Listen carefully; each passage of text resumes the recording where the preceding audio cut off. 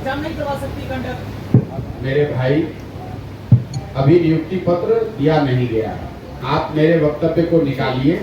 मैंने ये कहा कि अगर नीतीश कुमार और महागठबंधन की सरकार साल भर में 10 लाख लोगों को सरकारी नौकरी दे दे तो मैं उनके समर्थन में इस पूरे अभियान को वापस ले लूंगा और इतना ही नहीं, उनका झंडा लेकर घूमूंगा। साल भर उस बात को हो गए। आप मुझे ये बता दीजिए पत्रकार होने के नाते कि बिहार में 10 लाख के मुकाबले कितने लोगों को नौकरी मिल गई। विज्ञप्ति जारी होना, नौकरी के लिए परीक्षा होना, नौकरी मिलना नहीं है।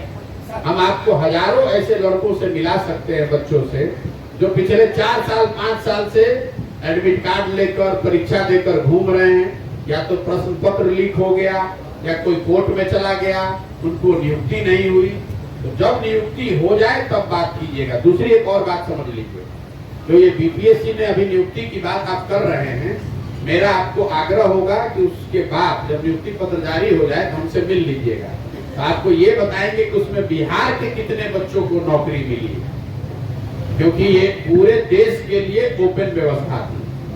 तो इसमें बिहार के कितने बच्चों को नौकरी मिली उसको पहले आने दीजिए। इतना मत आतुर होइए कि नौकरी मिल गई और भाई 10 लाख का है तो उसके बदले 2 लाख का वो कह रहे कि नियुक्ति पत्र देंगे। अभी दिया नहीं है ना, आज आने दीजिए, उसके बाद देखिएगा कि बिहार के कितने बच्चों को उसमें जॉब मिल गया। सर, भूमि सुधार के संबंध में बताया जाए, लैंड रिफॉर्म माने आपने उन कमियों को सुधार कैसे किया जाएगा, उनमें सुधार कैसे लाए जाएंगे, और ये सुधार क्या प्रशांत कुमार ही ला पाएंगे या फिर कोई भी? बिल्कुल आपने सही सवाल पूछा। ये जो पूरा अभियान है वो इसी बात को समझकर आगे इसके सुधार के लिए है कि हमारी अपनी समझ ये है कि बिहार में इन सारी समस्याओं के जड़ में समस्या ये है कि लोग अपनी परेशानियों और समस्याओं के बावजूद अपने लिए, अपने बच्चों के लिए वोट नहीं करते। वोट बिहार में जाति पर करेंगे, धर्म पर करेंगे, 5 किलो अनाज के लिए करेंगे, अयोध्या में राम मंदिर बने इसके लिए करेंगे, पुलवामा के लिए करेंगे, या लालू जी के डर से भाजपा को और भाजपा के डर से लालू जी को करेंगे। यहाँ पर लोग बच्चों के पढ़ाई के लिए, रोजगार के लिए, सड़क के लिए, फैक्ट्री के लिए वोट करते ही नहीं। अगर आप इस अभियान को नजदीक से देखिएगा तो हर गांव में 4000 से ज्यादा गांव में मैं ये सवाल पूछता हूँ लोगों से, उनके बच्चों के सर पर हाथ रखवा कर हाथ उठवाता हूँ कि बताइए कि आपने जीवन में कभी पढ़ाई और रोजगार के लिए वोट किया है कि नहीं। और आज तक बिहार में हमको कोई आदमी अभी तक नहीं मिला, पत्रकार हो कि प्रबुद्ध हो कि शिक्षक हो कि अनपढ़ है कि मजदूर है, जिसने ये कहा हो कि हमने भैया पढ़ाई के लिए वोट किया है। तो इस अभियान का लक्ष्य ये है, 3 जो लक्ष्य है। पहला कि यहाँ पर की जो ग्रास रूट की समस्याएं हैं उसको गंभीरता से जमीन पर उतरकर समझा जाए, और हर पंचायत के लिए, इसको आप याद रखिए, मैं पदयात्रा सिर्फ रोड के लिए नहीं घूम रहा हूँ। अगर 1 महीने में सीतामढ़ी में हूँ तो यहाँ के हर पंचायत के अगले 10 साल के विकास का योजना बना रहे हैं, ताकि जब ये पदयात्रा पूरी हो तो बिहार के 8500 पंचायतों के आगे 10 साल का ब्लूप्रिंट बनाकर जारी किया जाए। दूसरा, अगर योजना होने से तो बात सुधार होगा नहीं, लोगों को, सही लोगों को चुनकर आना है। तो सबसे पहले उसके लिए जरूरी है कि समाज को इस बात के लिए तैयार किया जाए कि आपने दलों को, जात को, धर्म को, नेताओं को बहुत वोट दे दिया, एक बार अपने और अपने बच्चों के भविष्य के लिए वोट दीजिए। तीसरा ये प्रयास है कि अगर आपके पास योजना हो, समाज में समझ भी हो, तो भी विकल्प तो होना ही चाहिए। तो हर प्रखंड पंचायत से ऐसे लोगों को ढूंढ कर निकाला जाए जो इस परिकल्पना से जुड़कर बिहार में एक नया विकल्प, नई व्यवस्था बनाना चाहते हैं। और इसीलिए आप देख रहे हैं कि जब पदयात्रा पूरी होती है तो हर जिले में, आपके सीतामढ़ी जिले में भी करीब 60,000 लोग इससे जुड़ेंगे। उन 60,000 लोगों की मदद से यहाँ पर जिले में, प्रखंड में, पंचायत में, गांव स्तर पर पूरा संगठन बनाकर ही मैं बाहर निकलूंगा। और वो उन पर है कि अब यहाँ पर नया विकल्प कैसे बनाएं। आपका जो सवाल था, प्रशांत किशोर इसको बिल्कुल नहीं सुधार सकते हैं। 1 प्रशांत किशोर आए कि 20 प्रशांत किशोर आए, इसको अगर सुधरना है तो तभी सुधरेगा जब बिहार की जनता अपने आदतों में, अपने वोटिंग में सुधार करे, तभी सुधार होगा। हमारी भूमिका एक सूत्रधार की है, टीचर की है, कुम्हार की है, जो गांव-गांव जाएं और लोगों को ये समझाएं, बताएं कि कैसे वो अपने और अपने बच्चों का जीवन बिहार में सुधार सकते हैं। सर, लैंड रिफॉर्म और एक्विजिशन पर आपने कहा है, भूमि सुधार और अधिग्रहण की समस्या पर आपने बताया है, इस पर कुछ बताएगा सर, भूमि सुधार की समस्या। बिहार देश के कुछ गिने चुने ऐसे राज्यों में है जहां 75 साल में, पिछले 75 साल में ना भूमि की मापन की व्यवस्था की गई, न भूमि के डिस्प्यूट को, ओनरशिप को क्लियर किया गया। नतीजा ये है कि करीब करीब 50% जमीन डिस्प्यूटेड लैंड है। यहाँ हम लोग कहते हैं बिहार में जमीन नहीं है, जनसंख्या बहुत ज्यादा है, वो तो एक पहलू है। दूसरा पहलू ये है कि जमीन का मालिकाना हक क्लियर नहीं होने की वजह से आप देख रहे हैं, कभी सरकार ने जो डिजिटाइजेशन शुरू किया तो आपकी जमीन दूसरे के नाम पर, दूसरे की जमीन आपके नाम पर हो गई। पिछले 25-30 सालों से जमीन का मालिकाना, आपके दादाजी थे, आपके पुरखे थे, उनकी मृत्यु हो गई और उन्हीं के नाम पर अभी तक रसीद कट रहा है, उसका कोई बंटवारा नहीं हुआ, मालिकाना हक नहीं है। तो आपके पास जमीन है लेकिन आप उस जमीन को गिरवी रख के लोन लेकर व्यापार नहीं कर सकते। आपको कल जरूरत पड़ जाए तो आप उस जमीन को बेचकर अपने परिवार के लिए कुछ कर नहीं सकते। इसलिए लैंड की जो प्रोडक्टिविटी है वो बहुत कम है। जो जमीन है उसका मालिकाना हक ही नहीं मालूम है तो पता उस लैंड का उपयोग क्या होगा। जिसके हाथ में है वो अपना धान चावल गेहूं किसी तरह कर रहा है, चला रहा है। तो जब तक यहाँ पहले सिरे से जो काम अंग्रेजों ने किया उस काम को यहाँ दोबारा जमीन को सिरे से फिर से नापा जाए, उसके ओनरशिप को एस्टेब्लिश किया जाए और लोगों को एक पारदर्शी व्यवस्था दिया जाए ताकि ये पता चल सके कि किस जमीन का मालिक कौन है, ताकि हर व्यक्ति अपनी स्वेच्छा के अनुसार अपने जमीन का सबसे बेहतर उपयोग कर सके। चाहे वो जमीन का को गिरवी रख के उस पर लोन कर्जा लेके व्यापार करे या उस पर उन्नत कृषि करे या उस पर मार्केट बनाए या जो भी काम वो करना चाहे। अभी यहाँ पर जितनी जमीन है उसका एक बड़ा हिस्सा ऐसा है कि उसके मालिक जो भी हैं पेपर पर वो क्लियर नहीं है, जिसके वजह से जमीन की प्रोडक्टिविटी बहुत कम है।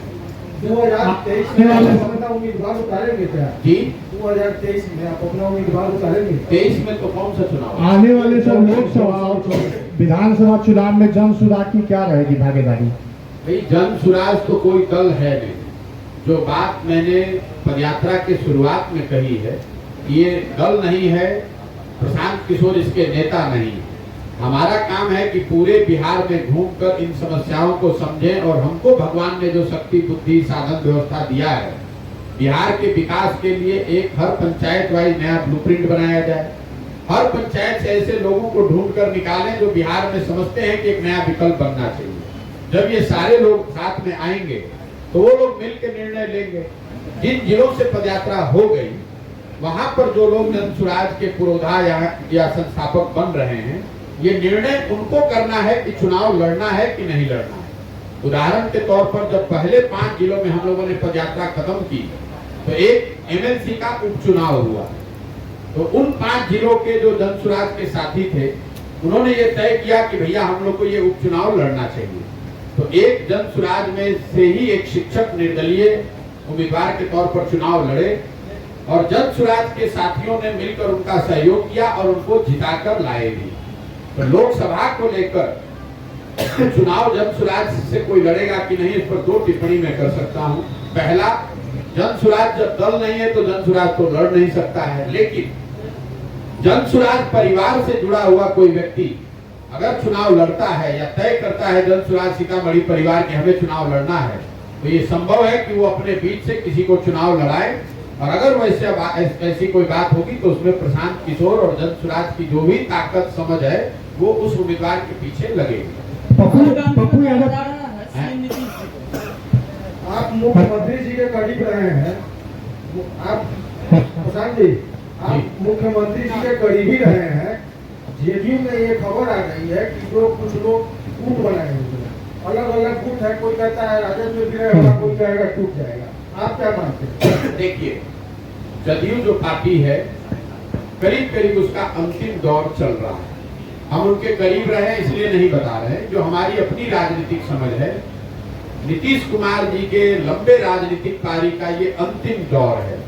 मेरा अपना मानना है कि लोकसभा चुनाव तक उनका दल इसी स्वरूप में बना रहेगा, लेकिन लोकसभा चुनाव में जदयू को करारी हार मिलेगी। मैं जदयू की बात कर रहा हूँ, महागठबंधन की बात नहीं कर रहा हूँ। जदयू को करारी हार मिलेगी, उसके बाद उस दल का विघटन होना निश्चित है। कोई भी जदयू को इस स्वरूप में लंबे समय तक बचा नहीं सकता है। अब जो भी उस दल में शामिल हैं, लोग ऑलरेडी आप देख रहे होंगे, कोई भाजपा भाग रहा है, कोई जनसुराज आ रहा है, कोई दूसरे दल में जा रहा है। जो भी जिनको भी राजनीति करनी है वो जदयू को समझ रहा है कि जदयू का कोई राजनीतिक भविष्य नहीं है। तो स्वाभाविक तौर पर जब डूबता हुआ जहाज रहेगा तो हर आदमी उसमें गुट बनाएगा, सोचेगा भाई हमारे लिए कुछ इसमें जो मिल जाए। तो ये उसी फेनोमेना को दिखाता है। कौन गुट बनाया है नहीं बनाया है ये महत्वपूर्ण नहीं, महत्वपूर्ण ये है कि जदयू का विघटन आने वाले कुछ महीनों में, लोकसभा चुनाव के कुछ महीनों के अंदर वो निश्चित है। और मैंने ये भी कहा है, मैं रोज रोज इस तरह की भविष्यवाणी नहीं करता हूँ। आप पत्रकार बंधु जो हमें फॉलो करते हैं उनको मालूम है, मैंने जीवन में एक बार बंगाल में कहा कि भाजपा को यहाँ 100 सीट नहीं आएगा, उनको 77 सीट आया। मैंने बिहार के संदर्भ में कहा है कि जदयू को एज ए दल लोकसभा चुनाव में 5 सीट भी नहीं आएगा। अगर आ जाए तो मैं पूरे बिहार की जनता के सामने खड़े होकर माफी मांगने को तैयार हूँ। आ ही नहीं सकता। सर पप्पू यादव कह रहे हैं सर जी मीडिया से त्रिपुरारी बोल रहे हैं। पप्पू यादव का कहना है कि नीतीश कुमार का जो आचरण है वो महात्मा गांधी का जो है बिल्कुल ये है, क्या कहते हैं, कॉपी है। किसने कहा, किस पर क्या आचरण कहा, इस पर हम टिप्पणी क्या करें? पप्पू यादव जी अगर कौन गांधीवादी है इसका सर्टिफिकेट अगर पप्पू यादव जी देश में देने लगे तो ये अपने आप में बहुत बड़ी चिंता का कारण है। और जहां तक नीतीश जी की बात है तो गांधी जी की बात तो वो करते ही रहे हैं, लेकिन जो उन्होंने कहा कि गांधी जी के नाम पर जो उन्होंने किया और जो कर रहे हैं वो तो उसमें कहीं कोई तालमेल है नहीं। सर एक बड़ा सवाल है आपके लिए, कौन से प्रशांत किशोर सही है? वो जो सबसे पहले भाजपा के लिए काम कर रहे थे, वो जिन्होंने बंगाल में काम किया, वो जिन्होंने बिहार में काम किया, वो जो अब है? जिस प्रशांत किशोर की आप बात कर रहे हैं वो प्रशांत किशोर उससे पहले संयुक्त राष्ट्र संघ में भी 10 साल काम करते थे, जो आपको शायद जानकारी नहीं है। 10 साल हमने संयुक्त राष्ट्र संघ में काम किया, फिर उस काम को छोड़े और जिस काम को हम करते थे जो आप जानते हैं उस काम को हमने 2011 से 2021 तक किया। और आप 2-4 राज्य का नाम रखे हैं, हम ऐसे 10 राज्यों में हमने काम किया है और हमको भगवान की कृपा से थोड़ी सफलता भी मिली। लेकिन 2021 में दो मई 2021 को मैंने सार्वजनिक तौर पर देश में सभी मीडिया हाउस के सामने ये घोषणा की है कि मैं अब जीवन में वो काम छोड़ रहा हूँ, अपने लिए जीवन में कुछ नया करूंगा। 1 बरस छोड़ने के बाद, सोचने समझने के बाद हमने तय किया है कि बिहार में, क्योंकि मेरा जन्म यहीं हुआ, मैं इसी मिट्टी में जन्मा हूँ, तो मैं ऐसा समझता हूँ कि अगर भगवान ने हमको शक्ति, बुद्धि, साधन, व्यवस्था दिया है तो मुझे अपने राज्य की दशा को सुधारने के लिए प्रयास करना चाहिए। इसीलिए पिछले साल से हम आकर ये काम कर रहे हैं। 1.5 बरस से किसी ने जितनी मेहनत न की हो उतनी मेहनत कर रहे हैं। सफलता मिलना नहीं मिलना ये हमारा उद्देश्य नहीं है। हमारा उद्देश्य है कि मैं ईमानदारी से इस प्रयास को करूं और मेरा विश्वास है कि अगर ईमानदारी से प्रयास ये होगा तो निश्चित तौर पर बिहार में लोगों को ये बात समझ में आएगी। कौन नहीं चाहता है कि उसका विकास हो? कौन नहीं चाहेगा कि उसका बच्चा अच्छा पढ़े? कौन नहीं चाहेगा कि उसके बच्चों को मजदूरी करने के लिए बाहर नहीं जाना पड़े? जरूरत इस बात की है कि समाज में ईमानदारी से प्रयास किया जाए, लोगों को जगाया जाए, समझाया जाए। और मेरा विश्वास है कि जनसुराज के बैनर के तहत ये काम किया जा सकता है। सीतामढ़ी कैसा लगा? सीतामढ़ी कैसा लगा सर? देखिए, कैसा लगा ये कहना तो बड़ा मुश्किल है। एक तो व्यक्तिगत बात है कि आप सीतामढ़ी आए, आपको अच्छा लगा, खराब लगा, लेकिन विकास के नजरिए से, लोगों के नजरिए से मैंने आपको पहले बताया कि सीतामढ़ी अभी तक के जितने जिलों में मैं घूम कर आया हूँ उसमें शायद सबसे गरीब और पिछड़े जिलों में इसको मैं रखूंगा। लोगों की जो परेशानी, बदहाली है, वो किसी दूसरे जिलों के मुकाबले कहीं ज्यादा ही है, कम नहीं है। तो उस नजरिए से सीतामढ़ी में जो पदयात्रा है और लोगों की जो परिस्थिति है वो दुखद लगी। नीतीश कुमार क्या बीजेपी के साथ फिर जा सकते हैं? और नीतीश कुमार किसके साथ जा सकते हैं ये खुद स्वयं नीतीश कुमार भी नहीं बता सकते। नीतीश कुमार की जो राजनीति करते हैं, आप लोग भी पत्रकार हैं, बिहार में लंबे समय से उनको आपने देखा होगा। नीतीश कुमार जी की राजनीति का जो तरीका है कि वो एक दरवाजा रखते हैं जो सामने पब्लिक को दिखता है। अभी वो दरवाजा महागठबंधन है। बगल में एक वो खिड़की खोल के रखते हैं जिससे कि अगर जरूरत पड़े तो हवा पानी आ सके, और पीछे एक रोशनदान रखते हैं जो अगर जरूरत पड़े तो अंतरात्मा की आवाज पर जिससे उछलकर दूसरे जगह चले जाए। तो इस व्यवस्था में आप देख रहे हैं कि वो महागठबंधन के साथ सरकार चला रहे हैं। लेकिन नीतीश बाबू ने अभी तक साल भर में एक बार भी ये नहीं कहा कि लालू जी, तेजस्वी यादव या उनके परिवार के लोग भ्रष्टाचार में लिप्त नहीं है। एक स्टेटमेंट हमने 2 बार कहा, 2-3 बार कहा कि अगर आप उनकी मदद से मुख्यमंत्री हैं, सीबीआई ईडी रेड कर रही है, तो ये तो बता दो भाई कि भ्रष्टाचार नहीं। आप क्या मानते हैं, भ्रष्टाचार इन्होंने किया है कि नहीं किया है? नीतीश कुमार ये कभी नहीं कहेंगे। किसी दिन पहुंच जाएंगे वाजपेयी जी के समाधि पर, किसी दिन दीनदयाल उपाध्याय जी का वार्षिकोत्सव में शामिल हो गए, किसी दिन प्रधानमंत्री के डिनर में चले गए। ये उनकी खिड़की है।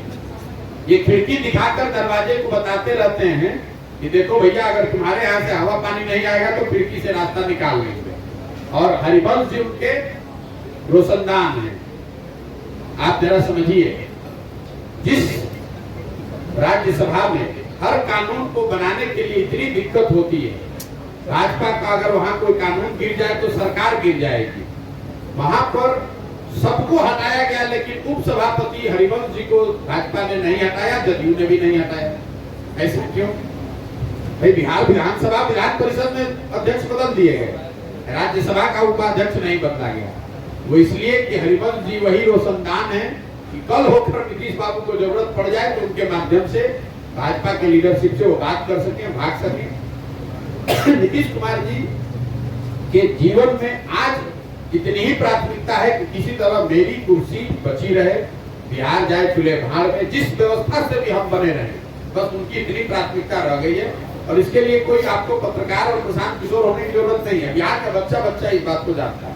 पटना में जो दीघा पुल जो बना है सर, जातीय सर्वे पर पहली बात तो ये जनगणना नहीं है, और आप लोग रोज ये गलती करते हैं। ये जनगणना नहीं है, सर्वे है। जब सर्वे हो रहा था, होने की बात हो रही थी, तब से मैं आपको लगातार कह रहा हूँ कि किसी प्रकार के सर्वे से जिससे समाज की संख्या, उनकी स्थिति के बारे में बेहतर जानकारी हो, उसमें कोई दिक्कत नहीं। अगर आपकी नियत ठीक हो तो नीतीश कुमार जी की नियत ये नहीं है कि वो पिछड़ों को या वंचितों को कुछ दे दें। आपको ये सवाल पूछना चाहिए कि भाई लालू जी, नीतीश जी 32 बरस से सत्ता में है बिहार में। अगर ये इतना बड़ा क्रांतिकारी कदम है तो 32 बरस से आपने ये सर्वे क्यों नहीं कराया? ये आज आपको अकल क्यों आई? केंद्र सरकार से आपको पूछने की पहले भी जरूरत नहीं थी, आप पहले भी करा सकते थे। ये जरूरत इसलिए पड़ी है कि राजनीति के चौसर पर ये अंतिम पासा नीतीश कुमार ने फेंका है कि समाज को बांट कर किसी तरह एक बार और बेतरनी पार लग जाए। नतीजा उल्टा हो गया। जिसकी संख्या बढ़ाकर आई वो अपनी भागीदारी मांग रहा है, और जिसकी संख्या आपने घटाई है वो नाराज हो रहा, दोनों ओर से मार पड़ रही है। आप जरा बताइए, आप कह रहे हैं कि जिसकी संख्या जितनी है उतनी उसकी भागीदारी होनी चाहिए, तो भागीदारी मारकर बैठा कौन है? पूरे बिहार सरकार का बजट है 2,46,000 करोड़, और 60% उस बजट का 2 ही आदमी के हाथ में है, नीतीश कुमार और तेजस्वी यादव। तो अगर किसी की भागीदारी मारी गई है तो यही दोनों लोग भागीदारी मारे हैं। जरा नीतीश कुमार और लालू जी की पार्टी ये बता दे कि कितने अपने पिछड़ों को उन्होंने टिकट दिया है, कितने मुसलमान भाइयों को उन्होंने, दलितों को टिकट दिया है, कितने उनके विधायक अति पिछड़ा और दलित और मुसलमान समाज के हैं, और सबसे बढ़ के उनके मंत्रिमंडल में इन समाज के कितने लोग मंत्री हैं और किन विभाग के वो मंत्री हैं। तेजस्वी जी 3 विभाग के मंत्री हैं। उन विभागों का बजट जरा देख लीजिए, और अगर अति पिछड़ा और दलित समाज का अगर कोई मंत्री है तो उसका डिपार्टमेंट जरा देख लीजिए। तो मैं तो जातीय सर्वे के माध्यम से, इसके हवाले से, आपके माध्यम से ये आह्वान कर रहा हूं कि पथ निर्माण विभाग, स्वास्थ्य विभाग, शिक्षा विभाग, वित्त विभाग, जो अति पिछड़े समाज के लोग हैं, विधायक हैं, मंत्री हैं, उनको दिया जाना चाहिए। तुरंत उनको भागीदारी दीजिए। ये 32 साल से हकमारी करने का काम सिर्फ 2 लोगों ने किया है, वो है लालू यादव और नीतीश कुमार। अब इन्होंने मारा है और यही लोग हल्ला मचा रहे हैं। चोर मचाए शोर वाली बात है। 32 साल से आप लूट कर बैठे हैं और आप कह रहे हैं कि वंचित को, दलितों को, अति पिछड़ों को अधिकार मिलना चाहिए। अरे भाई, तो आपको किसने रोका है? तुरंत दीजिए अधिकार, तुरंत एक मुख्यमंत्री बनाइए उन समाज से। अच्छे जो विभाग हैं, जो बड़े विभाग हैं, जिनका समाज में प्रभाव हो सकता है, उन विभागों में उन समाज के लोगों को मंत्री बनाइए। अभी लोकसभा का चुनाव होगा तो उसमें देखिएगा कि कितना अति पिछड़ा और दलित और मुसलमान को टिकट देते हैं ये लोग। सर, आपने तमाम समस्याओं का जिक्र किया है, लेकिन बिहार के प्रतिभाओं को सम्मान नहीं मिल पाता है। चूंकि पंकज त्रिपाठी जी को मिला है राष्ट्रपति पुरस्कार का जिक्र है, लेकिन बिहार सरकार अभी तक इस प्रकार के किसी प्रतिभा को सम्मान नहीं दे रहे हैं, ना ही उसके उत्थान की बात। क्यों मिलेगा आपको सम्मान? आप देश के सबसे गरीब, सबसे पिछड़े, सबसे ज्यादा भुखमरी और अशिक्षित समाज हैं, तो आपको सम्मान नहीं, आपको गाली मिलेगी जो हम लोग को मिलती है। बिहार का आदमी जब भी बिहार के बाहर जाता है तो उसको बिहारी कहने में अपमान महसूस होता है। एक पंकज त्रिपाठी, एक मनोज वाजपेयी, एक कोई आदमी IAS बन जाए, एक कोई प्रशांत किशोर, पूरा बिहार का समाज नहीं है। सच्चाई ये है कि हर एक प्रशांत किशोर, हर एक पंकज त्रिपाठी के बदले बिहार के 10 लाख बच्चे वहीं 19 शहरों में मजदूर हैं, कूड़ा साफ कर रहे हैं, सब्जी बेच रहे हैं, ठेला चला रहे हैं। तो आपको सम्मान कैसे मिलेगा? Sir, water management